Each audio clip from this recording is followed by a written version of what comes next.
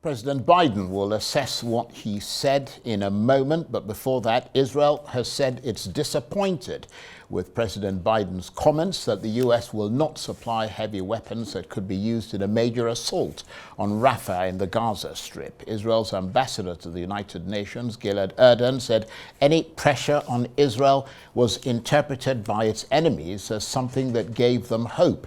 Israel's far-right Interior Minister Itamar Ben-Gvir condemned Mr. Biden's decision, writing on X that Hamas loves Biden. The Israeli president described the minister's remarks as irresponsible and hurtful. Well, for more on all that, I'm joined by Ambassador Earl Anthony Wayne, who is a well-known analyst of American affairs and has worked with both the State Department and across many regions in the world, including parts of the Middle East. Ambassador Anthony Wayne, thank you very much indeed for joining us. So first of all, let me ask you this. How significant in your assessment is this decision by the Biden administration to pause deliveries of these very destructive bombs to Israel? I think this is quite a significant decision. It shows there has been building tension for a while between the U.S. administration and Netanyahu and his government. And I think there's been also growing pressure in the United States at the same time that the United States should do something to protect civilian lives in Gaza. And this has shown up in a number of different ways, including the student protests around the country. But not only with students, with many politicians, tend to be Democrats, particularly, have been speaking out on this, and the need just to be much more cautious in how these weapons are used in order to save lives. There have been estimates of up to 34,000 deaths, as you know, and so this is a big move. And I mean, it is historic, isn't it? I mean, because such a pause in weapons supplies to Israel hasn't happened in 40 years. Yes, you're exactly right. I remember it was during the war in Lebanon that the United States cut off a number of weapons for Israel at that time, and again, it was to try to get Israel's attention that too many civilians were being killed. Well, I mean, nevertheless, whatever happened just, today and yesterday and so on, America remains by far the most important supplier of military equipment to Israel and its most significant ally, does it not? It does. And the president was clear, and his secretary of defense was clear, and the chairman of the Joint Chiefs was clear in testimony yesterday that the United States is going to continue supporting Israel to provide them with what they need to defend themselves. This is really a targeted message that Israel needs to take care about civilian casualties, and going into a heavily populated area using weapons that can have a large impact on the surroundings is not the way to go, the United States is saying. And Israel has said in its response that it's disappointed by President Biden's comments that the U.S. will not supply heavy weapons. Israel's ambassador to the UN saying that any pressure on Israel was interpreted by its enemies as something that gave them hope. And we heard from the far-right Interior Minister Itamar Ben-Gvir writing on Twitter that President Biden loves Hamas, or that Hamas loves President Biden. What do you make of that? Well, I make of that there are a lot of different opinions in the Israeli war cabinet. And there are a number of very conservative members of that cabinet, and there are other people who have a different view of how this should be taken forward, and see the value of being careful, preserving civilian lives, preserving Israel's reputation, and actually, from a U.S. perspective, also preserving the reputation of the United States to have humanitarian concerns very high in its list of objectives. And as you know, the United States is providing much humanitarian assistance to Gaza. It provides humanitarian assistance around the world. It stands up for human rights of civilians. And I think this is a reflection of President Biden trying to say, we're with Israel, but we also need to care for these other individuals, these innocent children and women who are not involved in the fighting. We have to do all we can to protect them, even if you're going after very dangerous and bad terrorists, which the Hamas organization is, or amounts to, or includes.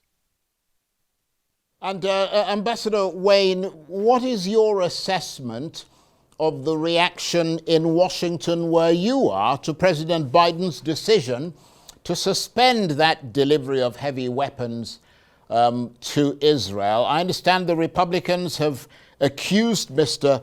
Biden of bending under the heat of domestic political pressure.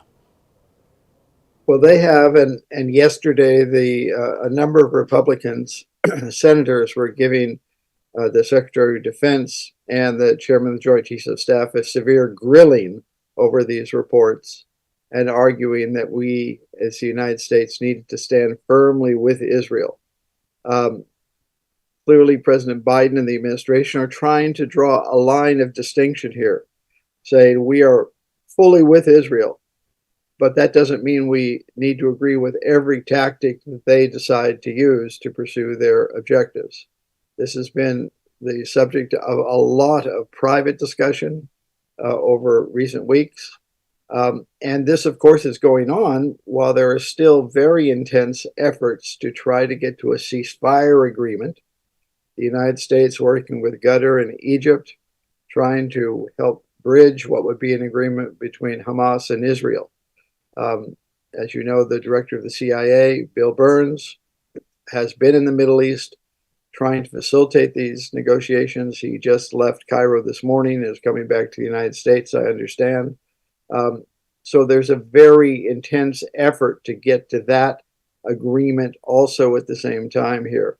So it's really a multi-level chess game that's going on, with divisions probably inside all of the parties that are involved, divisions over how best to handle this negotiation, because it's a very, very difficult negotiation with so many different parties and with a number of people with extreme positions arguing from different sides.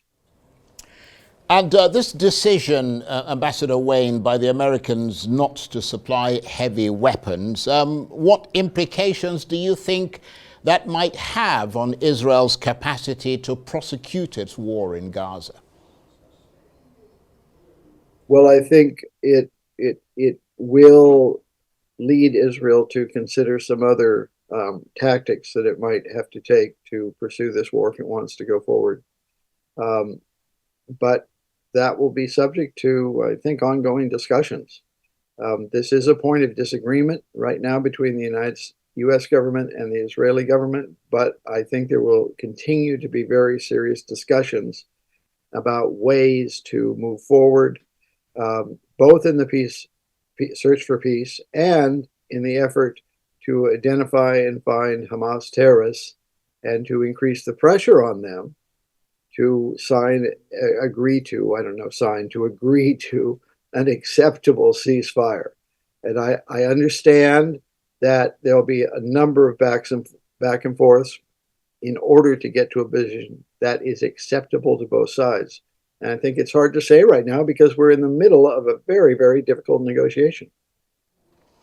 And just finally, because I'm told that we're pretty much out of time here, looking at the American position and that of the European Union and others around the world, I mean, how worrying is it that the Israelis appear to have ignored the international community, including the Americans, concerns and have moved ahead with their operation in Rafah?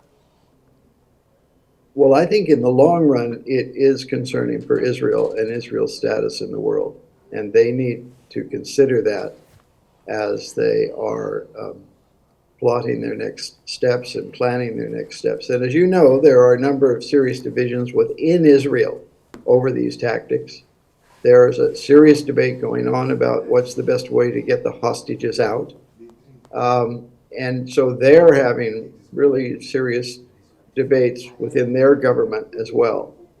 Again, this is a very, very challenging situation right now, or in the past few days. It seems that those with more hardline positions have been carrying the day with inside the Israeli cabinet. But I know those discussions are going to continue. And I think we'll have to see where this comes out. But I do think in the longer run, Israel does need to take into consideration how the rest of the world is perceiving what it is doing right now. Ambassador Wayne, I want to thank you very much indeed. I know you've got to run off to other more important things, but thank you ever so much for joining us there from Washington. And Ambassador Earl Anthony Wayne was a U.S. diplomat from 1975 to 2015 and was Assistant Secretary of State under 3 U.S. Secretaries of State. Now,